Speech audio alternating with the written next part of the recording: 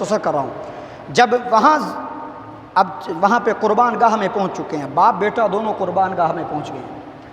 اب جب جناب اسماعیل قربان گاہ میں پہنچے تو جناب خلیل اللہ نے اسماعیل کو بٹھایا، یوں بٹھا کر کے فرمایا کہ بیٹا میں نے ایک خواب دیکھا ہے۔ فلما بلغ معه السعي قال يا بني إني أرى في المنام، بیٹا میں نے خواب دیکھا ہے۔ خواب کیا ہے؟ انی اذبحک فانظر ماذا تری، بیٹا میں خواب دیکھتا ہوں کہ میں تیری گردن تیری ہے اور چھری میری ہے، اپنے دل کی کتاب سے ذرا مجھے اس کی تعبیر تو لے کر دیکھ کر بتا کہ اس خواب کی تعبیر کیا ہوگی۔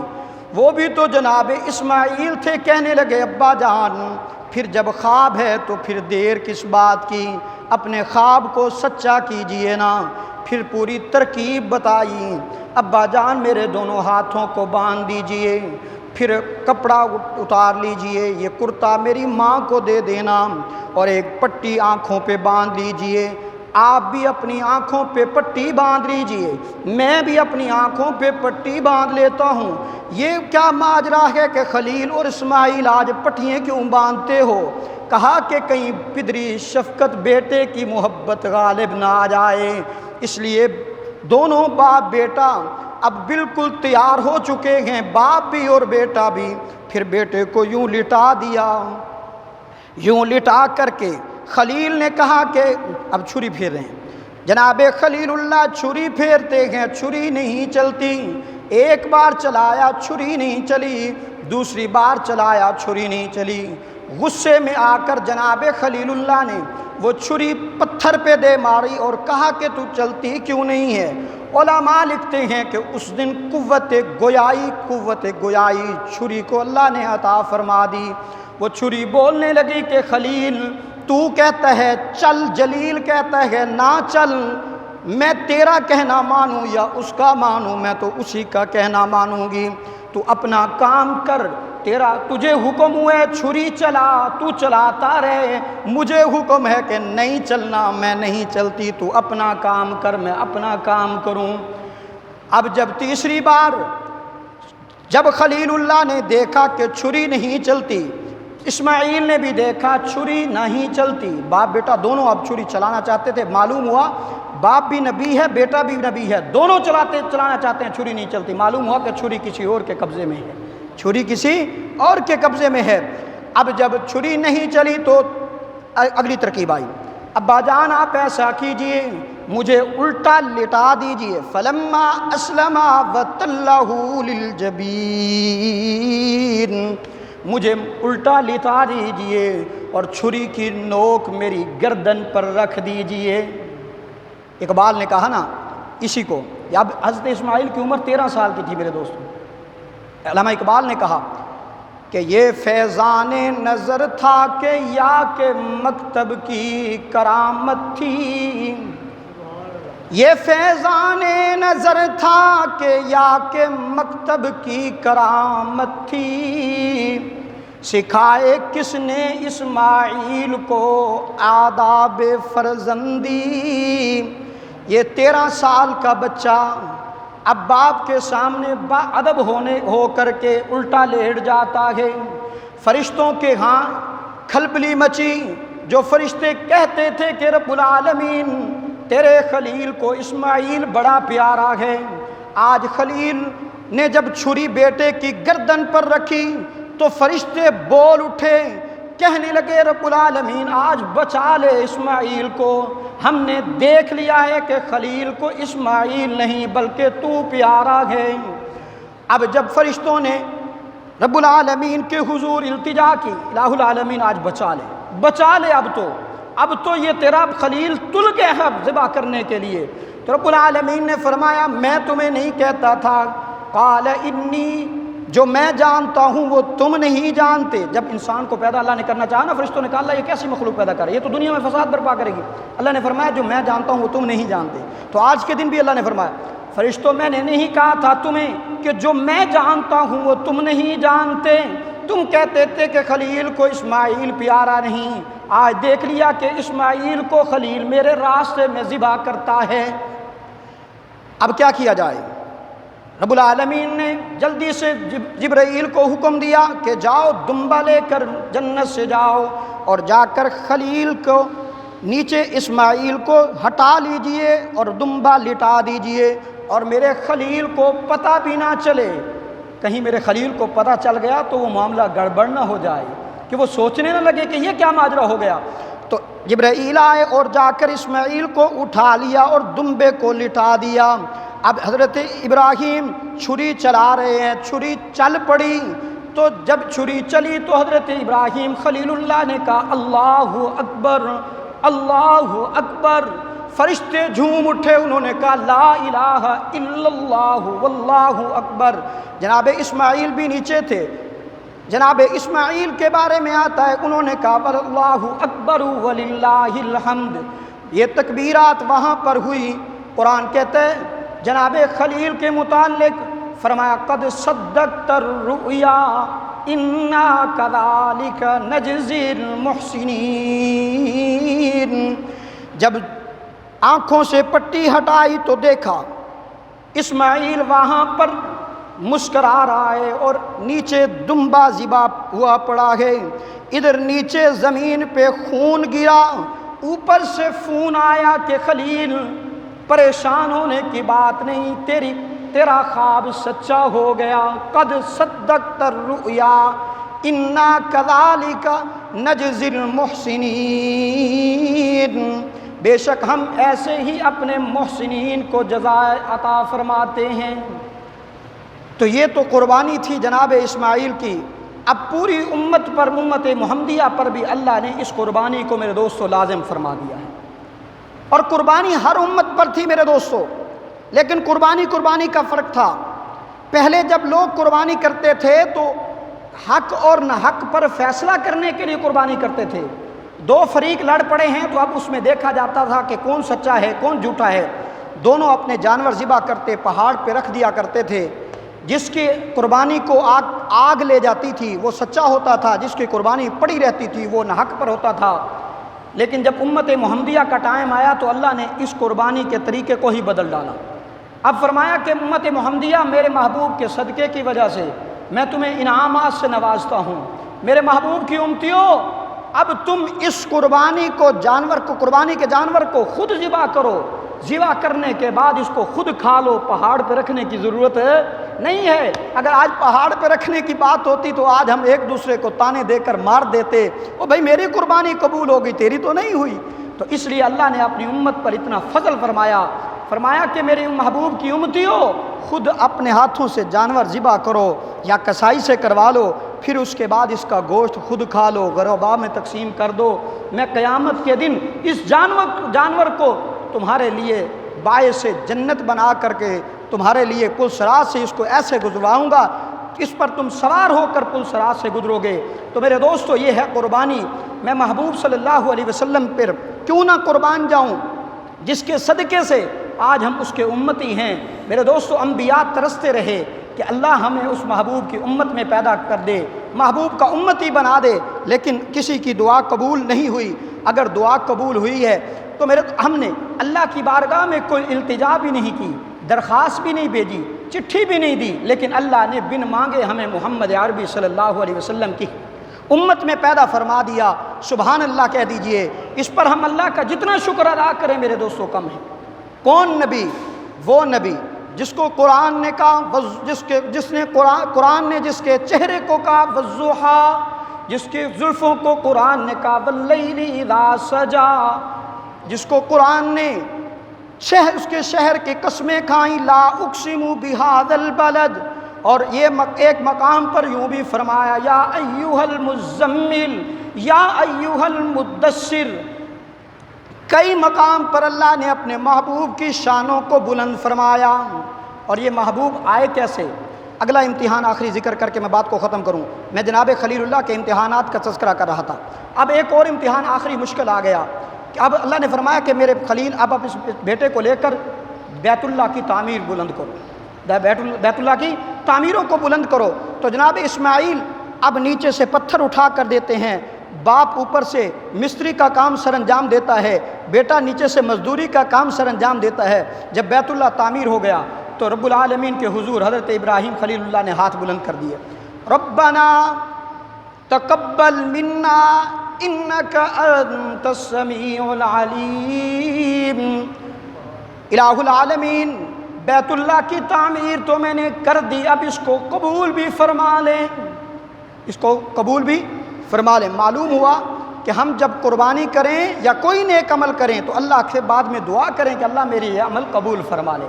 غرور تکبر نہ کریں کہ میں نے تو جناب اتنے جانور ذبح کیے ہیں، یہ غرور تکبر آپ انسانوں کو مار دے گا میرے دوستو۔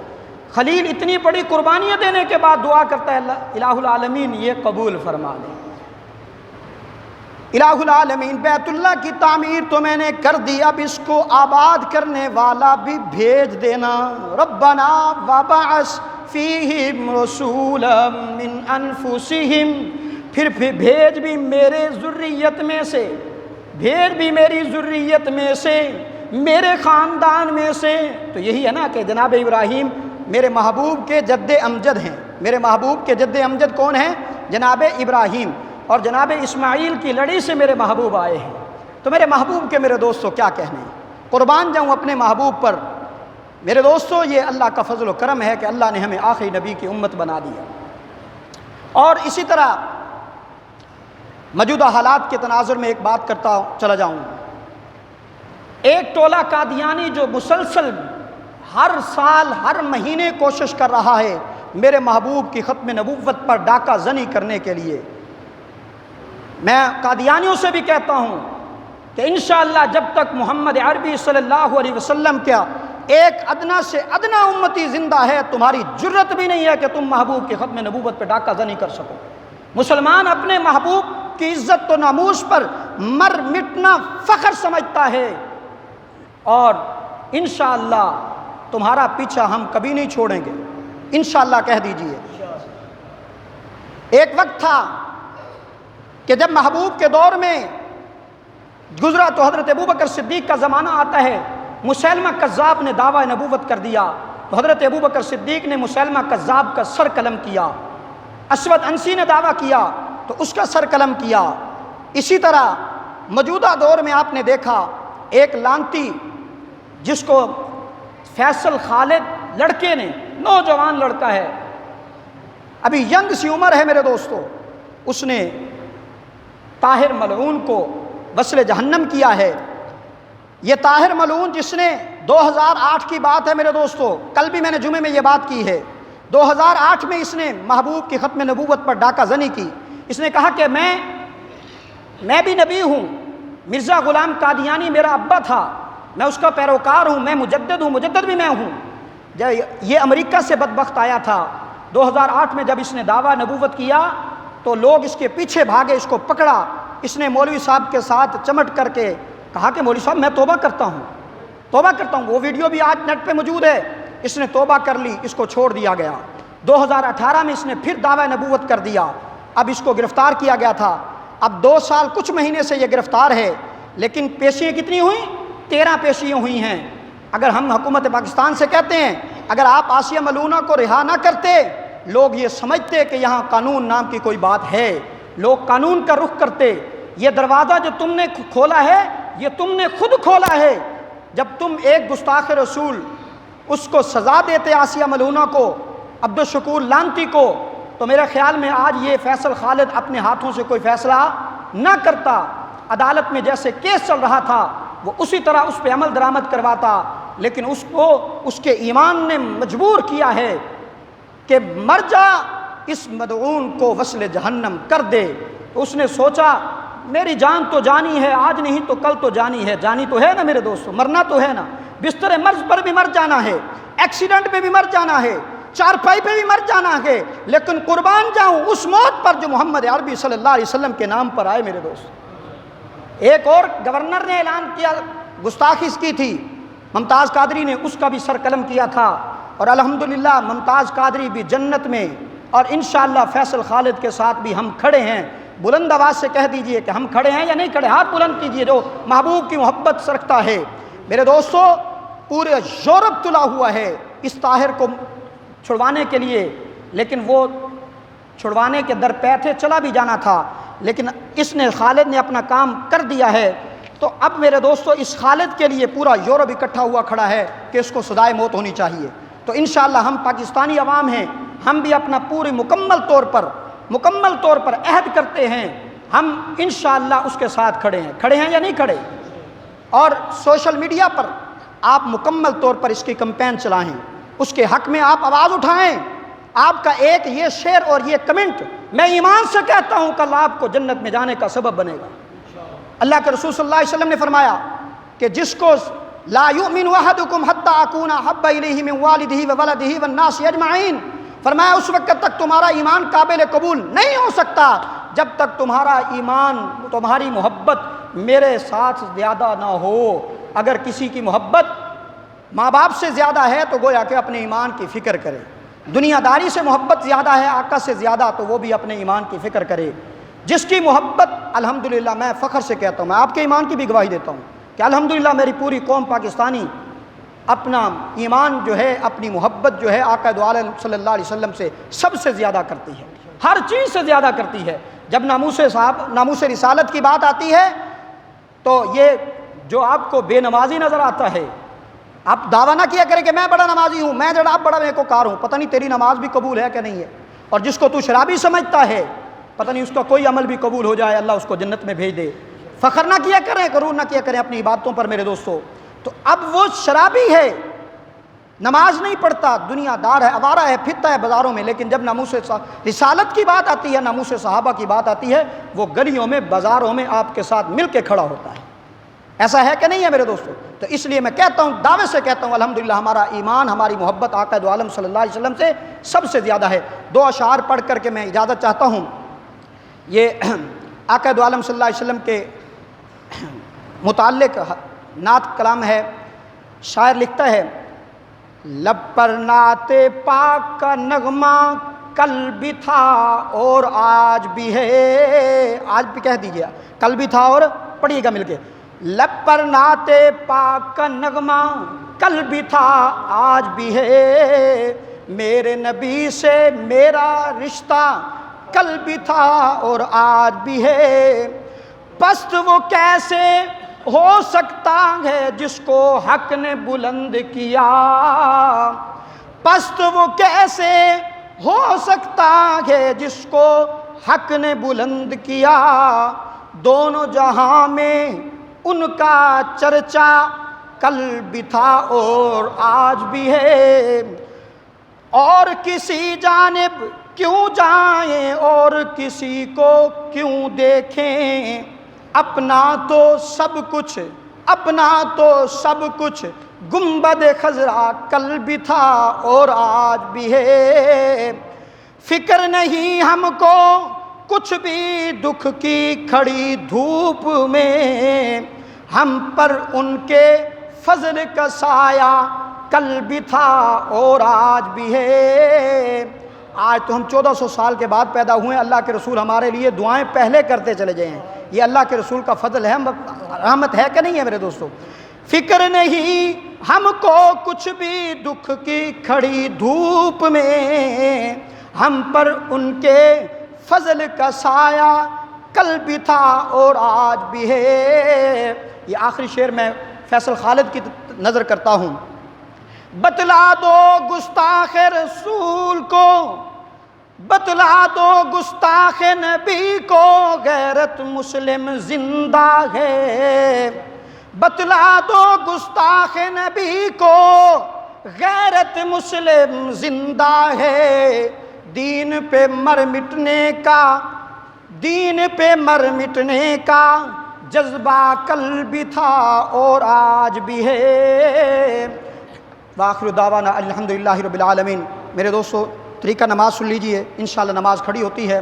ٹائم پورا ہو گیا یہاں پہ 1 منٹ پڑا ہے، ٹھیک ہے ٹائم ہو گیا۔ طریقہ نماز کا سن لیجئے، انشاءاللہ ہم پہلے بھی وقت کی پابندی کرتے ہیں، آج بھی وقت کی پابندی کریں گے۔ جب امام اللہ اکبر کہے گا تو آپ نے بھی اللہ اکبر کہہ دینا ہے۔